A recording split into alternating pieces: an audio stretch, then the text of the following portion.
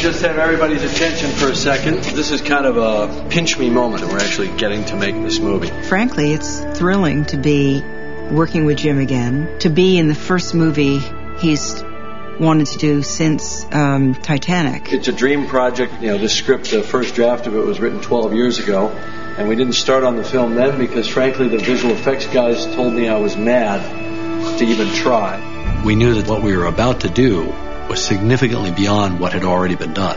We were way out in the unknown, but that's cool. I mean, that's where I like to be. I just wanted to take this opportunity to thank everybody for what it's taken to get to this moment. So thanks, everybody. And action. There's the guy who did Aliens, Terminator, Abyss, T2, True Lies, Titanic. He's created massive movies. On this film, it's pushing the envelope. It's all just incredible and things that have never been done in filmmaking.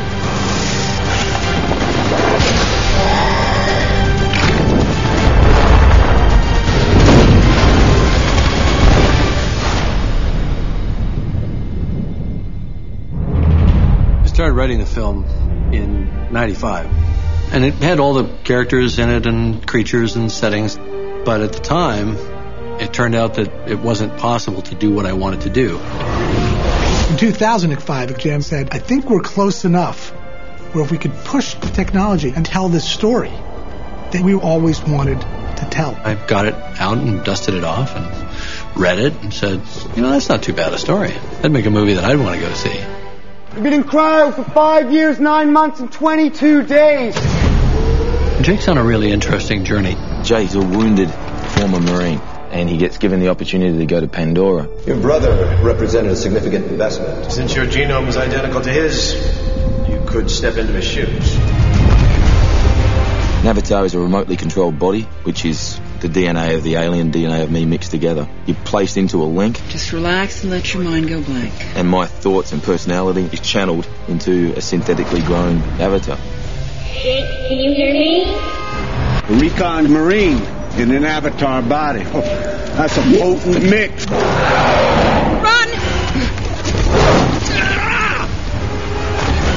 I want you to learn these savages from the inside. I want you to gain their trust. Through a series of circumstances, he meets Neytiri. You should not be here. There's something about this avatar that absolutely captures her attention. I need your help. He gets dropped into this situation, and you've just added a catalyst. Something's going to change. Haven't gotten lost in the woods, have you? Forget what team you're playing for? They've sent us a message that they can take whatever they want. But we will send them a message that this is our land! Well, we were creating an entire world from scratch. So to get a number of world-class artists, I mean, really the top people, the people that, you know, I'm an artist, so I wanted to find people that impressed me. Pandora is more of a jungle planet, but everything is amped up. Mountains are huge, waterfalls are epic, and a whole bioluminescent jungle. Outstanding. We like to get as much reference around because those are what motivate you to come up with these fantastic designs. Looked a lot at various regions of China, such as the Guilin area and the Zhangjiajie area, because they have these really dramatic limestone formations called karst formations. For like the smaller things, we would reference a lot of exotic flowers and just really play up the scale of those to where they're 10, 20, 50 times larger. Pandora is a planet that has elements of beauty, but watch your step because it's a very deadly place.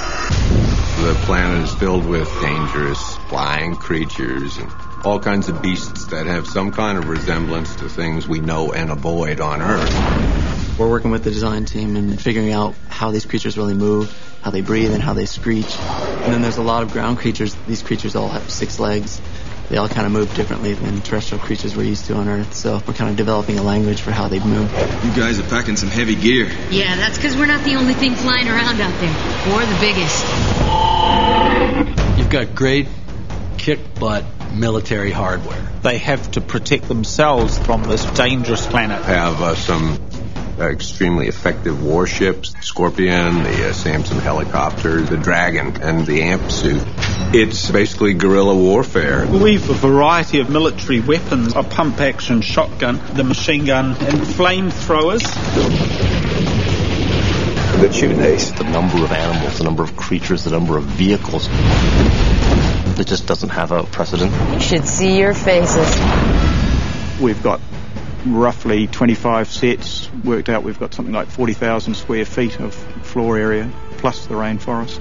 Another 10,000 square feet, so they're quite big numbers. Twitter Workshop was our main props maker, and they have done a lot of fantasy stuff, Lord of the Rings and Narnia, and so this is all made from scratch. Over the last year and a half, we created specialty props, weaponry, costume design for the world of Avatar.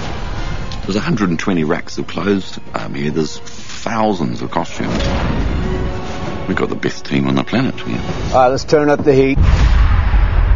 Talk about the casting for Avatar. We wanted the best actors for the roles. We spent months and months and months looking at people all over America, all over England and Ireland, and putting people on tape all over the world. Get a phone call going, look, Jim Cameron wants to fly you to LA to audition for him. I was snowboarding at the time. I said, I've got to get down off the mountain first. They will be here soon. Everyone must go, or you're gonna die. It was a stretch from the usual auditions of ordinary roles because you're playing a creature from a different planet.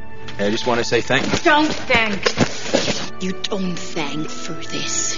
The big discovery on this film in the early days was that it was very important to cast somebody who looked the way you wanted your character to look. Well, what we found is that it was much more difficult to capture the fine nuances of expression when the performer didn't match the character.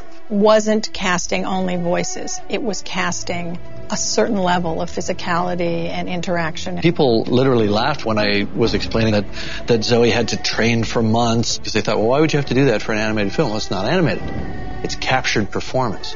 So every bit of the physicality of her character, and this applies to all the other that are Na'vi or avatars, everything had to be created by them. It was very important for us to put all of our actors through a training regimen that was specific to their characters. We had them work with archery experts. We had them learn to ride horses. To say we did a lot of training is an understatement. I was wanting to do a film where I was physically challenged, not only mentally. I wanted to incorporate my body to a character. We also had to do a dialect training and a language training. Alaxi Navilu Kete ECV. Kete ECV. I am the creator of the Na'vi language. It is between 400 and 500 words. To me, it's been the most challenging thing. Na'vi. Sam had to go through very collapsed but intense Marine Corps training. We had to take Sam and teach him how to be military. Someone came down and showed him what it's like to hold a gun. We had to teach him how to use a pugil stick the way a Marine would.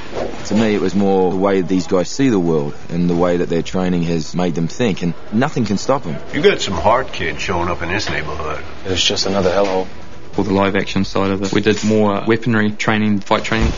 Quaritch carries this laser-sighted pistol, and this comes into play occasionally. Mask on! We work with Stephen inside the AMP suit and make it look like that he's been doing it for like the last 6-7 years. And Michelle, she wanted to learn to fly that helicopter as if it were real. She takes care of the science crew. She flies them back and forth. And I did about